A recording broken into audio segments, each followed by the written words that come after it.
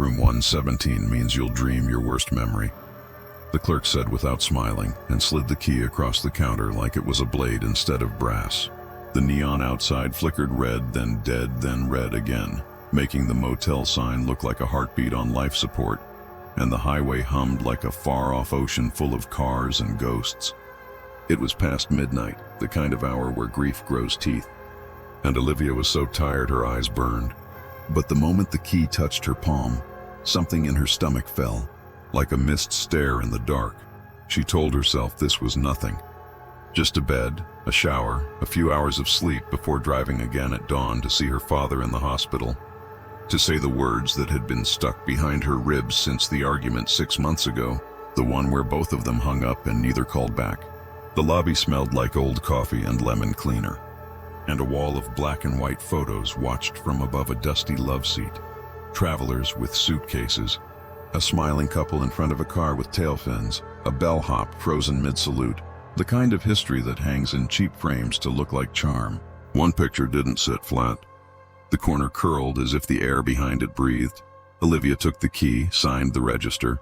Ink skipped over her name like it didn't want to be caught, and turned to leave. "Hey," the clerk added, voice soft now like a secret not meant to be kept. "If you hear someone laughing in the hallway, don't open your door." She almost joked, almost asked if this was a Halloween thing in July. But the clerk's eyes were not in on any joke, and the neon heartbeat outside missed a beat. The walk to room 117 felt longer than a corridor should be, as if the motel stretched when no one looked, like gum pulled between fingers. Doors stood at attention, all closed, all numbered with peeling gold digits. A wet footprint darkened the carpet ahead and then vanished, as if its owner had been lifted straight up into the ceiling. The ice machine gurgled like a patient trying to breathe, and a vending machine hummed a note that made her teeth ache. She unlocked 117 and pushed in with her shoulder, feeling resistance at first, like the room didn't want her, then a sudden give, like a big animal exhaling. Inside was the usual, bedspread with a geometric pattern that tried to look clean, a small table with a lamp that leaned, curtains with sunburned edges, a watercolor of a lake that was more gray than blue. But there was also a smell, sweet, metallic, and wrong, that she couldn't place, like pennies and spilled soda. She told herself it was the carpet, old spills, old smoke in the walls. She told herself not to be dramatic, not tonight. The air conditioner coughed on and blew lukewarm air, and somewhere far down the hall, a door clicked and then clicked again, like a tongue behind teeth. Olivia set her small bag on the table and pulled out the photo she always carried, creased from years in the same pocket. Her father on the pier with sun on his face, and a fish a little too small to be proud of, still grinning like a champion. "I'm coming," she whispered to the paper, the words catching, then steadied herself with the same practical kindness he'd taught her. Wash, brush, sleep, wake, drive. She showered fast, keeping the curtain open enough to watch the door in the mirror, an old habit from big cities and empty apartments with thin locks. The water ran rusty for a breath, then cleared, and when she stepped out, the mirror held her face, and for a blink, another woman's legs behind her, black shoes crossing left to right into the wall and gone. She didn't scream. She didn't even turn around, the way a person doesn't turn when they smell smoke until they know for sure it's real, because looking makes it real. She told herself it was sleep, travel, stress, the mind replaying the nurse's voicemail too many times. Your father had another episode. She sat on the edge of the bed and the mattress gave strangely, like there was space where there shouldn't be, a hollow that didn't bounce back. The smell swelled, sweet, metallic, and now something sour underneath, and the back of her throat thickened. The lamp flickered twice, then steadied, the light a tired yellow circle that didn't quite reach the corners. Her phone had one bar. A text wouldn't send, and the little bubble tried, then stopped. Outside, the laughing started, soft at first, like someone telling a joke they knew only they would get, then closer, like the punchline was right outside 117. The knob turned, a slow test, metal against metal, then returned to stillness, and the laughter retreated down the hall, becoming voices, becoming a scrape like a chain dragged over carpet. Then a small girl's giggle, bright and sudden, cut off like a tape stopped by a finger. Olivia stood and put her ear to the door, which was a mistake. On the other side, someone breathed, and when she stepped back, the breath didn't stop. She looked through the peephole, expecting the circle of fisheye emptiness, but saw only static gray, like a TV on a dead channel, filling the whole lens. She backed away until her calves hit the bed, and then she sat because standing felt like asking to be chosen. The air conditioner hiccuped. The watercolor lake seemed a shade darker, and in the corner, the chair's shadow had a head that the chair didn't have. The smell under the bed rose again, heavier, and with it a damp chill that didn't belong to any machine. She reached for her bag, thinking of her father's photo like a talisman, and her hand brushed the bed frame, metal cold as a coin in winter. The frame hummed, a vibration felt more than heard, and a whisper traveled up the metal into her palm. Down. She jerked back, heart stumbling, and the lamp bulb popped, leaving the room lit only by the neon heartbeat outside, red through the curtain slats, red that made everything look like it was underwater. Olivia's phone screen lit her face ghost blue. She turned on the flashlight and knelt, because not looking is how people in stories die. And this was the real world, and she would not be the kind of person who leaves someone if there is someone to help. The light slid under the bed and stopped on something pale and curved, like a knuckle or a seashell, and for a second she couldn't tell if it was bone or plastic. The smell hit full and her eyes watered, and behind the pale curve, the breathing she'd heard at the door was under her now, wet and close, and suddenly the curve moved, rolled, and became an eye, open, filmed, and looking at her from inside the box spring. She fell backward so hard her head struck the nightstand, and the phone flew, light spinning across the ceiling, catching the corners where the paint didn't quite meet, catching the curtain where something pressed from the outside in a handprint that wasn't a hand. The breathing under the bed grew thick, like it was pulling air through a mouth full of cloth, and the box spring's thin fabric bowed, then tore with a soft sound, like paper pulled slow, and a whisper came through it, "Don't leave me again." The voice was not her father's, but it carried the exact weight of the last thing she didn't say to him, and the guilt in her chest surged like a tide. She crawled for the door, fingers slipping on carpet that felt damp in patches and dry in others, and the knob in her hand was hot, as if someone on the other side pressed their palm to it with fever. The deadbolt stuck. She yanked. It gave with a sound like a bone coming free, and the door opened onto a hallway that wasn't the one she walked down. The wallpaper was older, patterned with faded flowers, and the air was cold enough to show breath in white ribbons. Down the hall, a bellhop in a peaked cap raised a hand and smiled without teeth, and behind him, women in black shoes walked left to right and through a wall. Olivia slammed the door and pressed her back to it, chest stuttering, and the laughter returned on the other side. Not amused now, but delighted, like a child seeing a magic trick that ends with someone vanishing. The chair's shadow lifted its head, and the watercolor lake was black now, and ripples moved across it though it was paint, and in the ripples, tiny faces surfaced and sank. The room felt as if it leaned, floor-sloping toward the bed, every object aiming her back to that box spring mouth. "Talk to me," she said aloud, to break the script of the night, to make any voice but that other whisper answer. And to her surprise, the room did. Not a voice like a person's, but a chorus of thin sounds. Vents, pipes, the restless page turn of the curtains, all patterning into words the way rain sometimes spells a name on glass.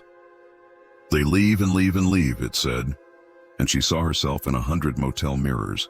Every time she'd chosen to run instead of call, every apology written and unsent. Every time she wondered if all the little avoidances add up to a haunted place inside a person. She took the photo from her pocket and held it up to the red light, and her father's smile looked tired in the neon heartbeat, as if he'd been holding it for her all these years. "I'm sorry," she said, and the word didn't stick. It came out clear and whole, and the room shivered like a dog shaking off water. And for a moment she felt the slope level, the pull ease. The breathing under the bed paused, then inhaled slow, like someone listening. "I'm coming in the morning," she said, more to herself. But the room held it, swallowed it, kept it safe the way empty places keep echoes for people who need them back. The lamp shocked itself alive, dim but steady, and the air conditioner finally pushed cold air, lifting the curtains. The handprint was gone, or it didn't show in yellow light. Her phone found 2 bars. The text sent a little whoosh that sounded like victory, and the reply was instant. "He's awake. He's asking for you." She laughed, a sound that felt new in her mouth, and then the laugh outside answered her, matching her tone at first, then twisting it, turning joy into mockery, into teeth. The knob turned again, sharper, and this time the chain she hadn't put on slid through the bracket on its own and hooked with a click. Olivia didn't say thank you to a door chain moving by itself. She didn't ask what rules she'd just agreed to by staying. She sat on the bed again because there was nowhere else to go, and her body remembered decades of lying down when there's nothing else to do. The hollow under the mattress felt less pronounced now, as if something had shifted deeper, or as if the room accepted her apology as an offering in a currency it understood. She pulled the covers up and kept the photo in her hand and tried to breathe slow, to match the machine's hum, not the breath under her. Sleep in places like this is not sleep.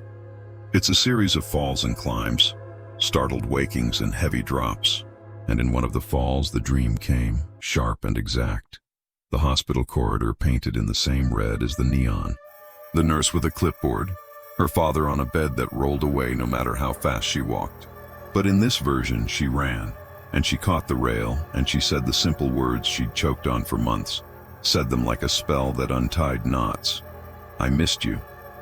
When she woke, it was gray at the window, the hour when birds try the sky and highways refill. And the smell in the room was just old carpet and old paint, and the breathing under the bed was gone. She swung her legs over the edge, feeling for the floor like there might be nothing there, but it held all the way to the door. The chain unhooked itself. The knob was cool, and the hallway looked ordinary again, or as ordinary as any motel hallway is when seen by someone who knows all the stories that happened in ones like it. On her way out, she stopped in the lobby under the wall of photos, the clerk half asleep in a chair, a coffee steaming in a paper cup. The tilted frame had fallen in the night, and behind it, on the wall, were small pencil marks like a child's height chart, dates next to lines, names that had been erased and written again. Her eye traveled across the photos, faces of strangers who felt like recurring dreams, and she froze on one. A group outside the motel. Decades ago, a man laughing in the sun, head thrown back, eyes closed, joy so big it looked like defiance. He was the kind of face you do not forget once you've heard it in the dark. Under the glass, a strip of caption paper called him Earl, 1963, always got the last laugh, and the ink had bled a little where maybe a drop of something fell long ago. The clerk followed her gaze and said, almost fond, almost careful, "Earl likes attention." Olivia didn't ask what that meant. There are answers that belong to buildings, and there are hours of the day when learning them costs too much. She slid the key across the counter. It sounded like a blade again, but a smaller one, like a pocket knife instead of something meant to wound. "How was the room?" the clerk asked, as if weather had happened and not a night with teeth. "I slept," she said, and it felt true enough. The way a survivor's story is always a little less than what really happened and a little more, both at once. Outside, the neon finally steadied, a red line unbroken, and the sky went from slate to pearl to blue, as if the world had decided to keep going again. She started the car, set the photo in the passenger seat like a second traveler, and pulled onto the highway. In the rear view, the motel shrank, a box of rooms and secrets and people who leave and sometimes come back just enough to say what matters. And as the asphalt unrolled and the morning opened, Olivia realized the worst thing that had ever happened in that room might not have been death at all. It might have been silence, and last night something made sure she didn't leave it there.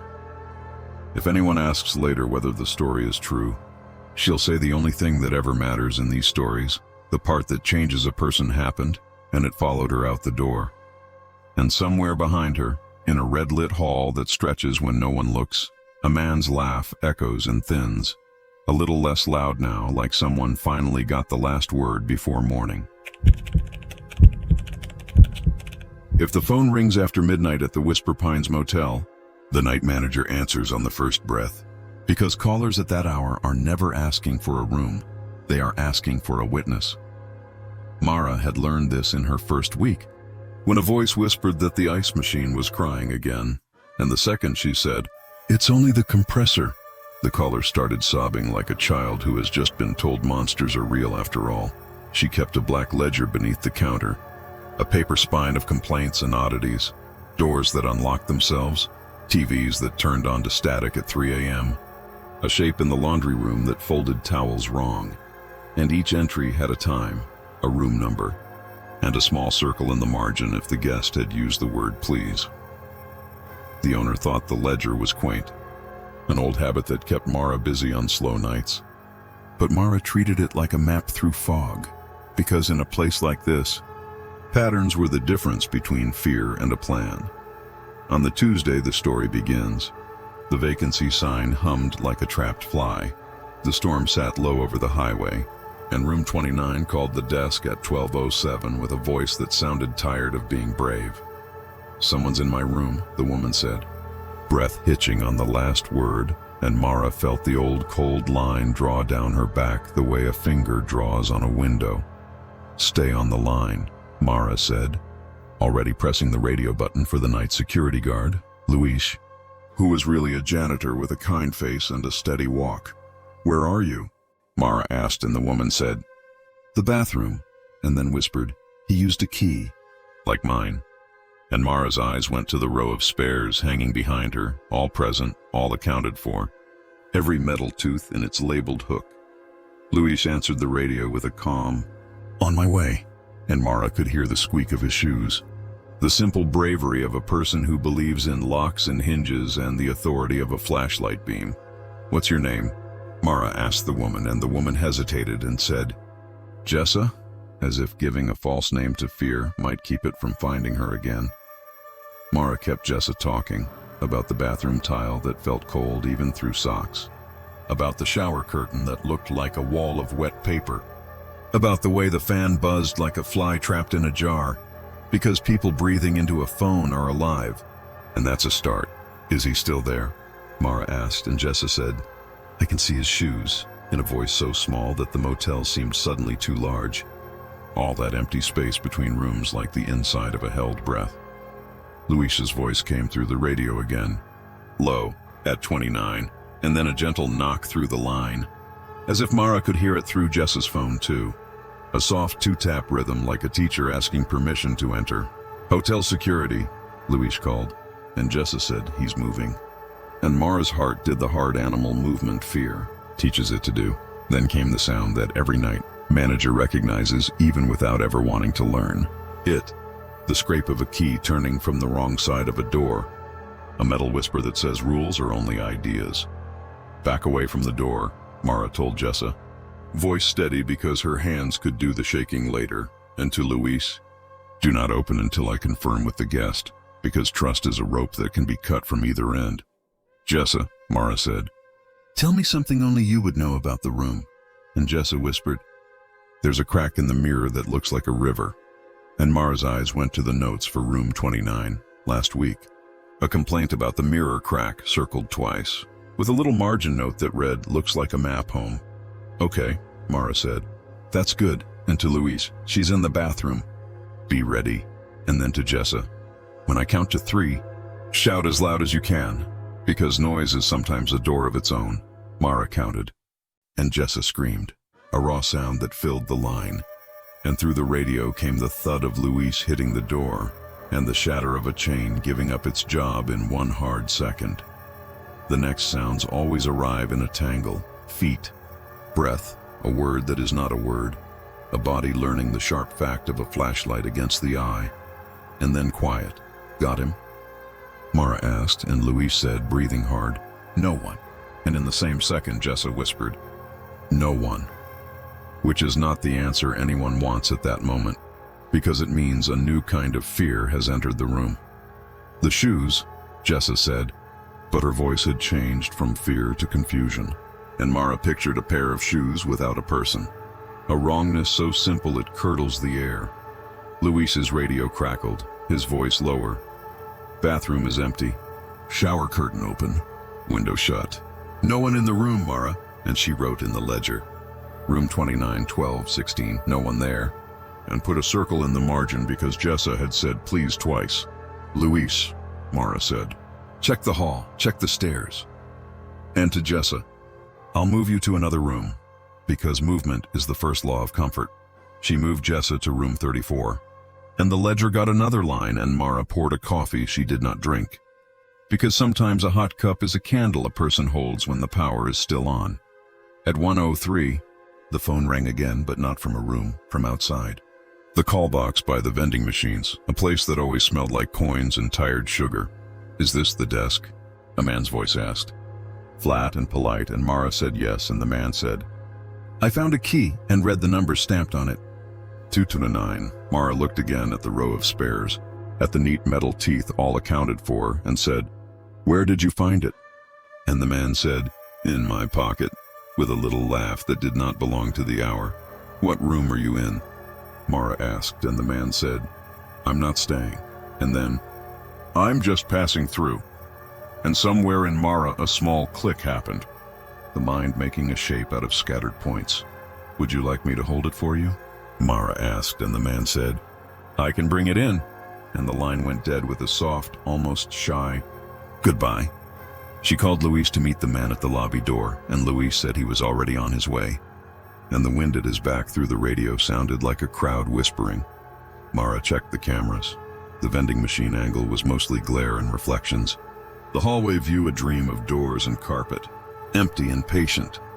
A shape moved at the edge of the lobby camera. A man in a dark jacket with his head down like he was reading the floor, and then the feed flickered, a little static like a bad thought. Luis? Mara asked the radio and got only a gentle hiss back, like a person considering an answer. And then the door chime sounded on the lobby speaker, that soft mall sound that belongs to daylight. The man in the dark jacket stepped in, rain clinging to his shoulders like a second shirt, and he held up a key between two fingers like an apology. Thanks, Mara said, as if this were ordinary, because ordinary is a net one can throw over a bad moment, and she reached for the key and noticed its teeth were filed wrong, off by a hair. The way a copied key sometimes carries a flaw like a scar. Where'd you get this? She asked lightly, and the man smiled in the careful way of someone borrowing a face for a minute. Someone gave it to me, he said, and set it on the counter. And when his hand pulled back, there was a faint brown line on the metal, a dried smear that could have been rust but wasn't. Luis, Mara called. And Luis pushed in from the rain, the flashlight under his arm, the brave walk now tight around the shoulders. And he looked at the key and then at the man and said, Sir, can I ask your name? The man chose a name like picking a fruit, slow considering, and said, Mike, and the ledger inside Mara wrote not true before she could stop it. Appreciate your help, Luis said, friendly like a door held open, and the man nodded, eyes going to the bell on the counter, and then to the shelf below, where the ledger lay like a secret spine. You keep a book of us? He asked casual, and Mara smiled back casual, only for lost and found. And the man smiled in return in a way that said he liked to be found but not written.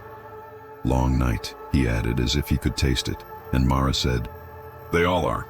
And then, you staying nearby? And he said, I don't stay. And Mara felt the cold line down her back draw again. A repeat, a pattern. Luis shifted. The flashlight's had a small moon in his palm and said, We'll walk you out. Mike. And the man's eyes flicked to the door and then to the camera dome and then to Mara's hands, making fast maps. Of course, he said, with a politeness that put a napkin over something sharp. And he turned, and the door chimed, and the rain swallowed him like a detail in a longer story. Luis locked the door behind him and said a word Mara had never heard him use in the year they'd worked together. A small curse that belongs to people who have seen a thing they would like to put back. That key, he said. It's not ours. And Mara nodded and wrote in the ledger. 112, copied key returned by passerby. Not a guest, name given, Mike. And she drew a square in the margin, the mark she used when something did not fit any other mark. At 2:03, room 34 called, Jessa again, voice thinner now, like steam at the end of a boil, and said, Someone knocked and used my name. and Mara's pen stopped moving. "What did he say?" Mara asked, and Jessa replied, "He said, 'Jessa, you left your charger. Let me in. But my charger is on the nightstand.'" And Mara put 2 lines under the word charger in her mind because good lies love small true details. "Don't open," Mara said. And then, "Repeat after me, who sent you? Because questions are locks too," Jessa asked, and the voice outside the door answered with a smile inside it. "Front desk." And Mara felt the air in her chest go tight, the way a room feels right before a light blows. "Luis is coming," Mara said, and motioned to him, and he was already moving. Keys a careful jingle, flashlight in hand, one steady man against a bad idea.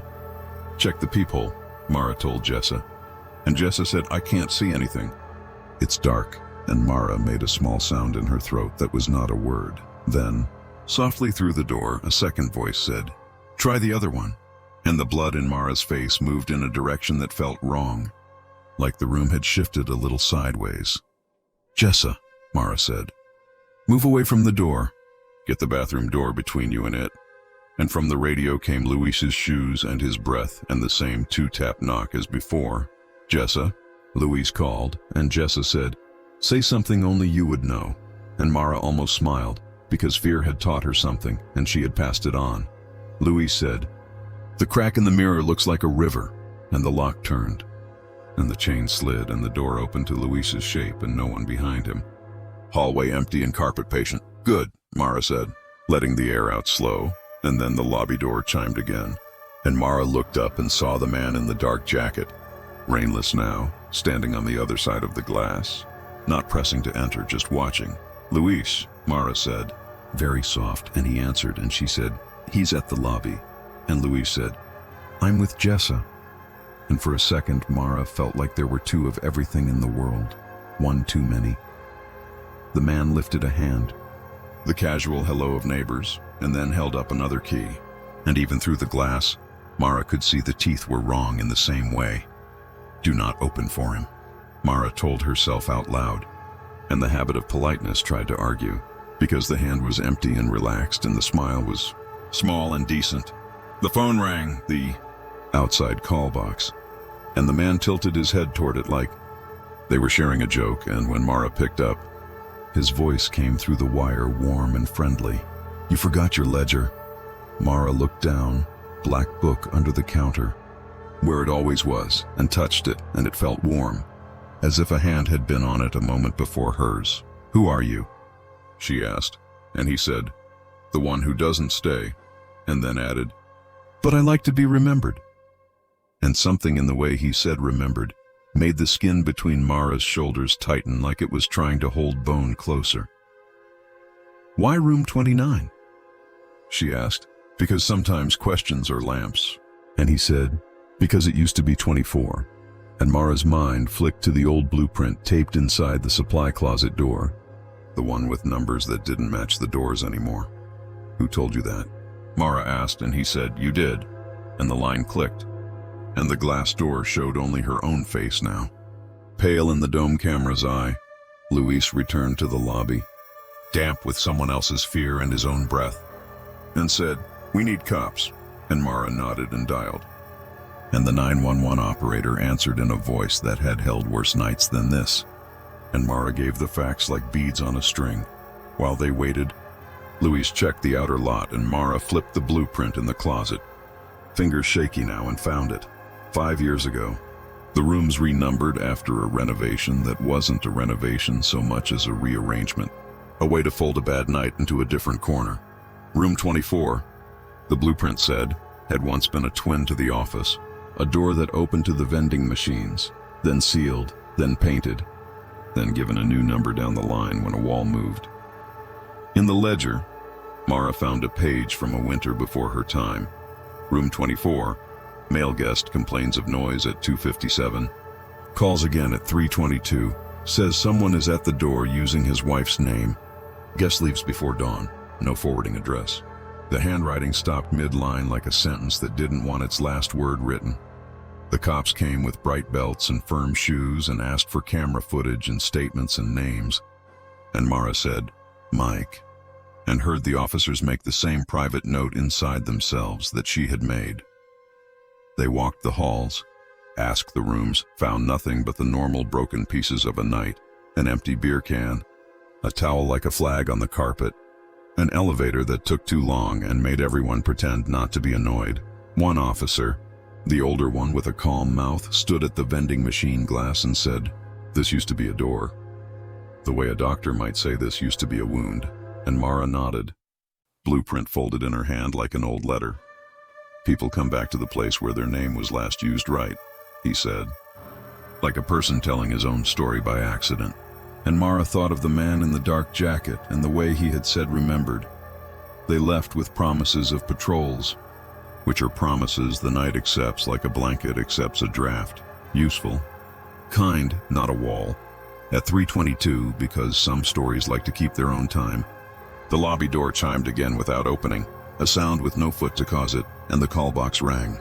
And Mara answered with her name because names are lines you stand on when the floor gets thin.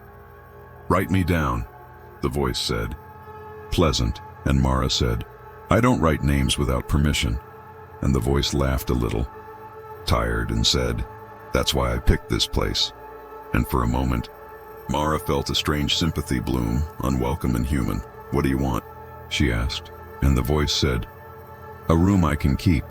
And Mara looked at the blueprint again and thought of how the owner had folded rooms like paper, how numbers had been changed like nicknames. "This is a motel," she said softly. "No one keeps a room." And the voice said, almost tender, "Exactly." And the call ended with a click that sounded less like a phone and more like a lock. Luis leaned on the counter, eyes on the door, and said, "What does he want?"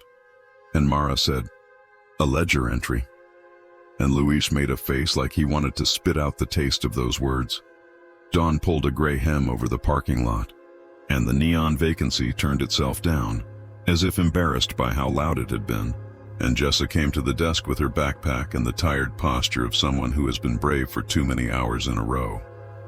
"Thank you," she said to Mara and to Luis, and then, as if unlocking something for both of them, added, "Please," a third time. And Mara drew a careful circle around room 34's entry and closed the ledger for a moment like a pair of eyes.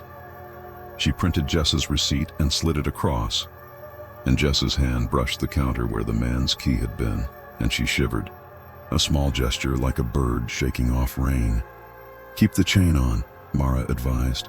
Too late and still necessary, and Jessa nodded, and then surprised them both by saying, "I'm sorry you have to listen to this place." And Mara felt that sympathy bloom again. Welcome this time.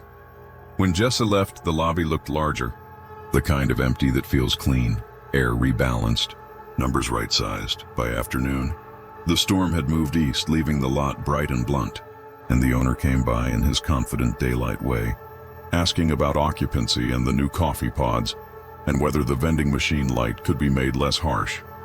Mara showed him the blueprint with the old room numbers, and he waved a hand, amused by old maps, and said, "We had to renumber after that thing," and then stopped, and then said, "You know?"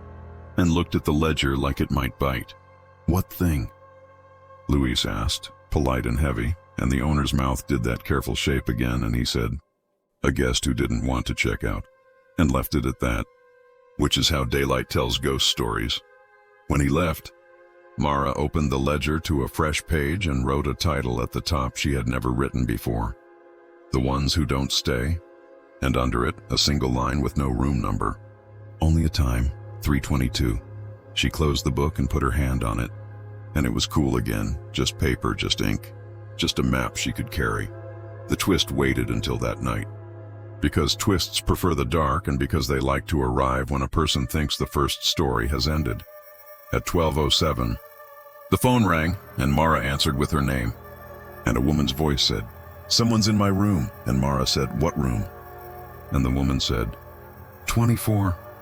And Mara felt the world tip one honest degree. "This motel doesn't have a 24, Mara said gently. "The way you tell a dream, it is a dream." And the woman said, "I'm looking right at the door," and then added soft and careful, "Please." And Mara drew a circle in the air without meaning to. Luis was already moving, radio breathing in his hand. And Mara pulled the blueprint and the ledger and her courage into one stack and said into the phone, "Is there a crack in your mirror that looks like a river?"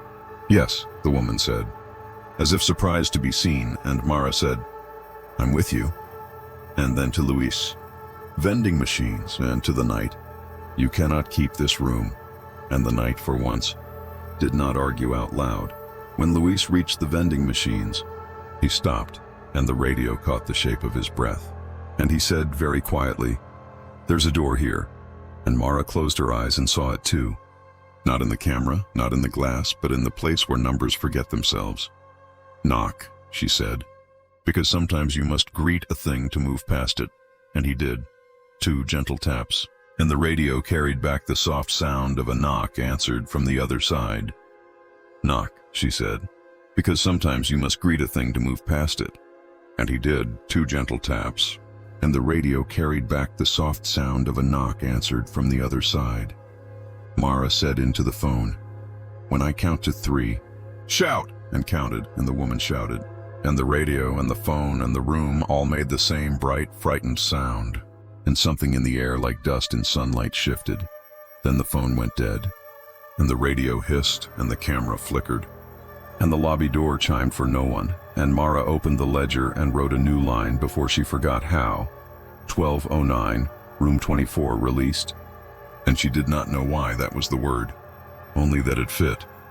Luis came back slow, eyes wet like weather, and set on the counter a single motel key, teeth wrong in that familiar way, number tag blank, and said it was hanging where the light should be. And Mara nodded like a person saying grace.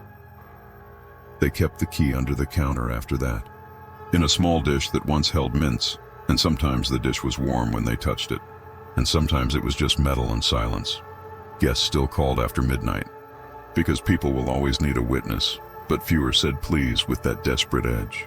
And the ice machine learned to sound like an ice machine again. On some nights, when the camera caught a flicker near the vending machines, Mara would put a hand on the ledger and say, "No one stays," and feel the truth of it go out into the carpet and the walls and the bones of the building like a small, careful light. And if the phone rings at 3:22 and a voice asks her to write him down, she answers with a kindness she learned the hard way. "We remember you without keeping your room." And then she listens to the quiet that follows, which is sometimes the sound of a door closing correctly on the first try. Because in a place like Whisper Pines, the scariest thing is not the ghosts. It's the way numbers and names can be moved by people with keys and plans, until someone decides to keep a record and speak it out loud. And that is how the night learns a different story to tell. The first thing Lena noticed in room 11 wasn't the smell of bleach or the hum of the old air unit. It was her own face in the mirror, a half-second late, like the glass was thinking before it answered her back. She had driven 600 miles to deliver news that should have been joyous, a heartbeat on a black and white screen, a tiny flicker that meant future, but her sister did not pick up, and the highway emptied out, and the motel's neon vacancy looked like a lifeline tied to a sinking dock. Lena told herself she only needed rest, not comfort. Just some hours without the wheel in her hands and the thoughts in her head arguing about whether to forgive a family that forgot how to say sorry. The clerk slid a key with a plastic tag across the counter. Room 11, ground floor, end of the row, and suggested avoiding the left side stairwell because it squeaked and liked to wake the sleeping. When Lena asked about the mirror delay, smiling like she meant it as a joke, the clerk stared, then said too quickly, "Old glass," and turned the radio up a notch as if sound could be a lock.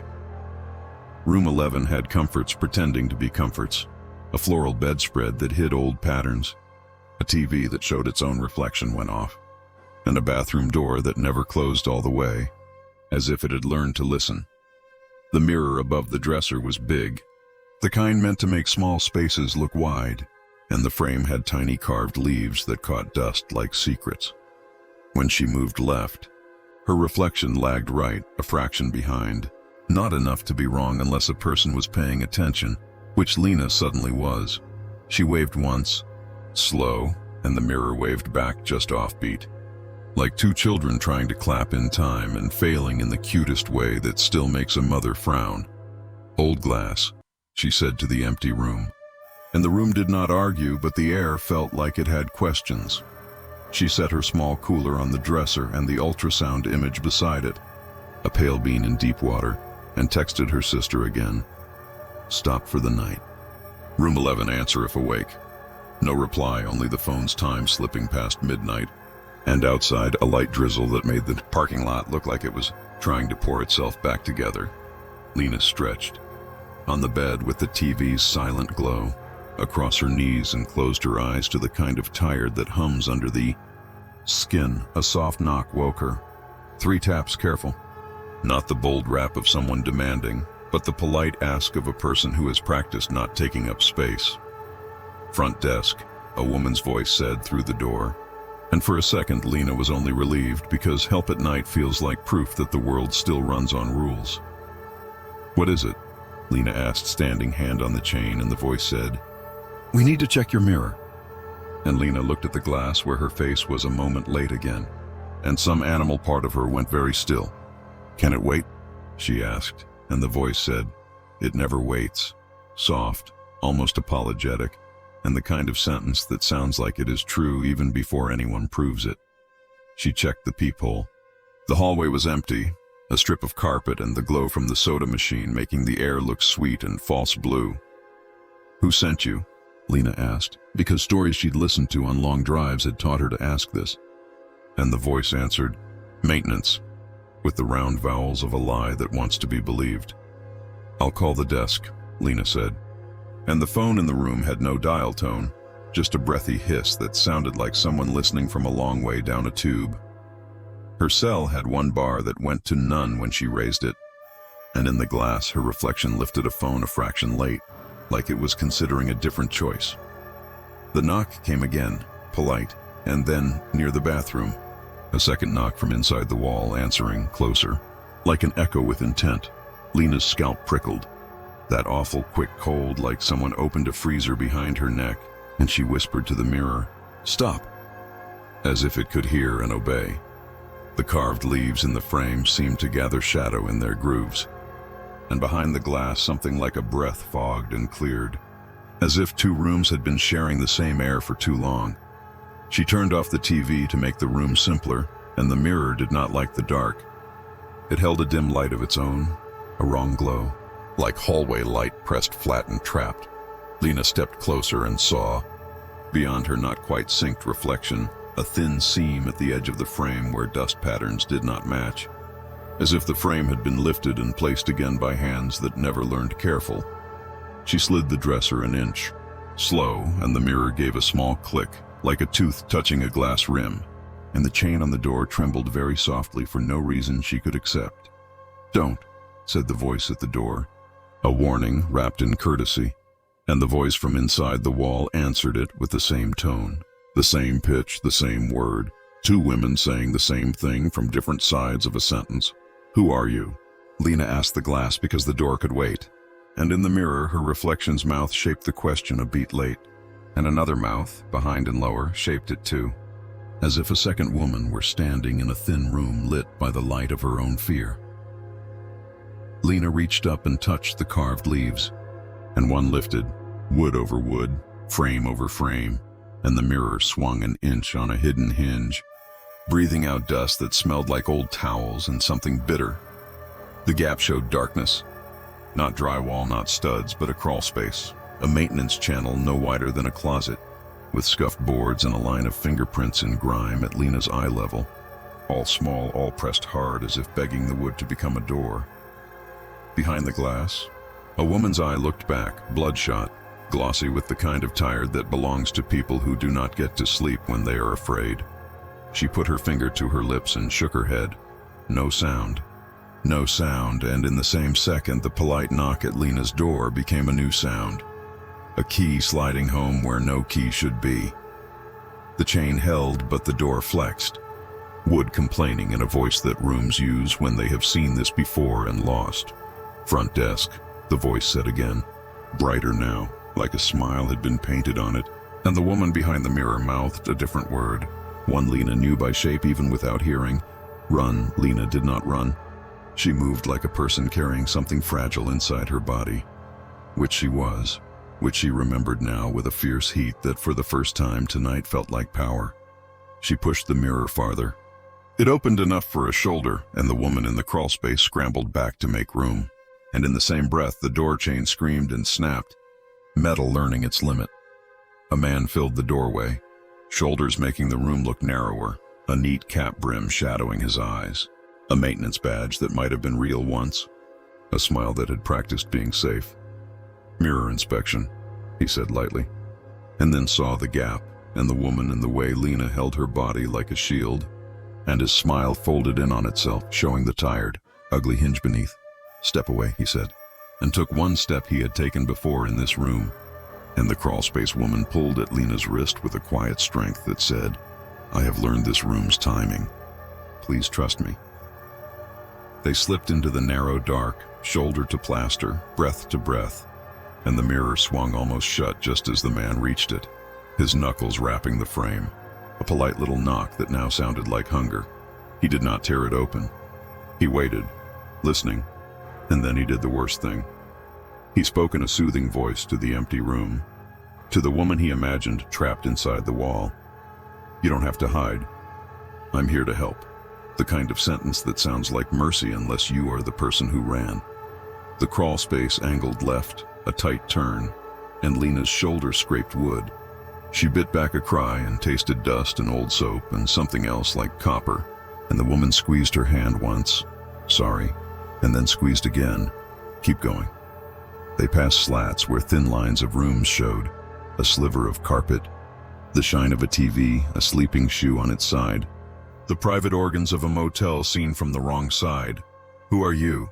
Lena breathed, and the woman said, "Maya," voice paper thin from disuse. And in that name, Lena heard a life.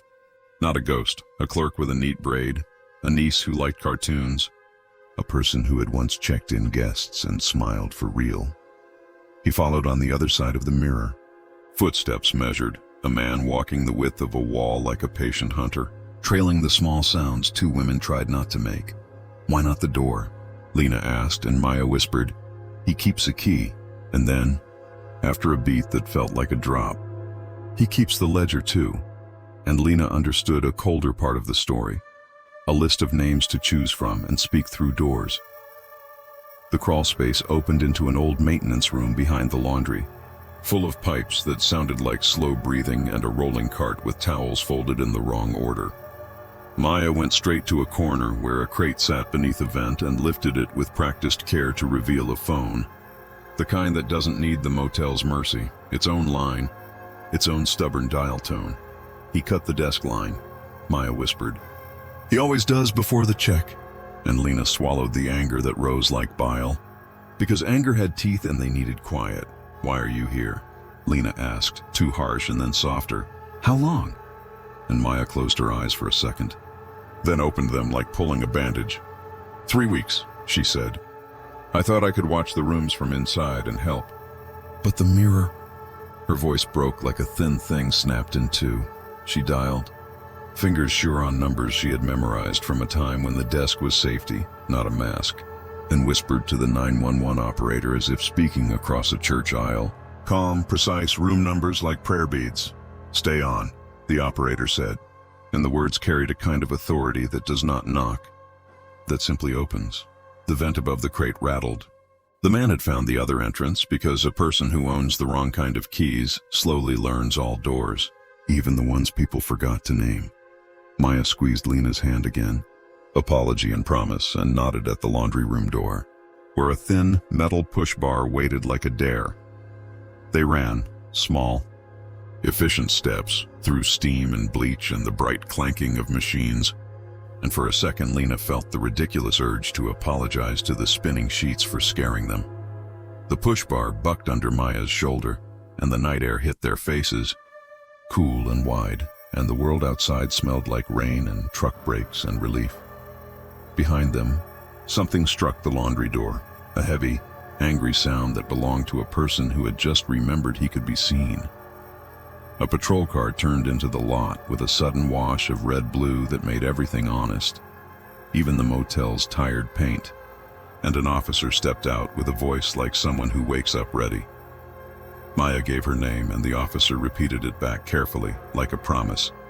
And the second officer moved toward room 11 with the steady gait of a person who trusts daylight even when it comes from a flashlight. They took statements in the lobby, where the clerk from earlier sat small and shaking, eyes on the counter like it could grow a hole and swallow her guilt. "The mirrors," she said. "We never should have kept them." And the owner arrived with a face that tried to be helpful and a body that kept glancing at exits. And Lena felt the anger she had swallowed become a clear shape. A line that started at her and ended at the child she carried. "Who is he?" the older officer asked, and the clerk said a name that made the owner flinch. "A maintenance man let go 2 months ago, a reason given that did not match tonight's reason." The officers moved like chess pieces that had played this game before. One to the hall, one to the laundry, one to the desk to call more help. And Lena sat with Maya and held her hand the way strangers hold hands after they survive the same wrong room. On the counter, under a stack of menus, was a black notebook with a rubber band, the ledger, full of names written quick and neat, with check marks by some and little circles by others. And in the margin of room 11 a tiny drawing of a leaf. "Don't look," Maya whispered. And Lena closed the book and put her palm on it like a lid, like a closing prayer, like an end. The officers came back with a copy of a key, teeth filed wrong, number tag blank, found in the laundry vent, and Lena shivered for the space behind the mirror where air had been shared. "Ambulance is on the way," the younger officer said to Maya, and she laughed once, not unkind, and said, "I only want a shower." And the officer smiled in that brief, human way that happens even in bad rooms. The clerk brought blankets they kept for kindness and not liability, and Lena wrapped one around Maya and another around herself, and the ultrasound photo on the desk looked like the moon in a pocket. Outside, dawn made a pale guess at the horizon, and the neon sign turned itself softer, realizing at last it didn't need to shout. The twist landed later, because twists like to arrive when a person thinks breathing can go back to normal. Lena checked out after noon, because nobody sleeps after a night like that. Not really. And the owner comped the room and said the right words in the wrong order. In the parking lot, Lena opened her car door and found a small handprint in dust on the inside of the windshield. Too small to be hers, too high to be a child in a car seat. A hand that must have pressed from the wrong side of glass. Her heart stuttered, and she looked back at the motel, at room 11, at the places behind faces and the thin rooms between rooms, and thought of Maya saying 3 weeks in a voice like paper. She wiped the print with her sleeve, gentle like a cheek, and whispered, "No more hiding, to the car, to the baby, to herself, to the rooms that think they get to keep people." At the first gas station, she texted her sister again and then called. And this time the line picked up and a sleepy voice said hello in the exact tone old love uses when it is ready to learn again. Lena told her everything and nothing, the parts that could be said without giving the night a second chance. And her sister cried the kind of cry that rinses, and promised a spare bed and a warm meal and a name for the baby that would make a good story later. Lena drove with the mirror tilted down, not to watch behind but to shield the glass, and the road opened, and fields wore sunlight like a reason. In her bag, the folded motel receipt had a number written by the officer, a direct line, not the desk, not the ledger, a line that answers without knocking. And sometimes, when she stops at other places with other mirrors, she watches the lag just in case, and presses her palm to the glass the way people bless doors, and whispers to whatever rooms lie behind, "No more," and the glass stays cool, and that is enough for now. Thanks for watching. If the pulse is still up, prove it. Like this video, subscribe for daily true horror stories, drop a comment with the creepiest line, and share this with a friend who loves late night scares.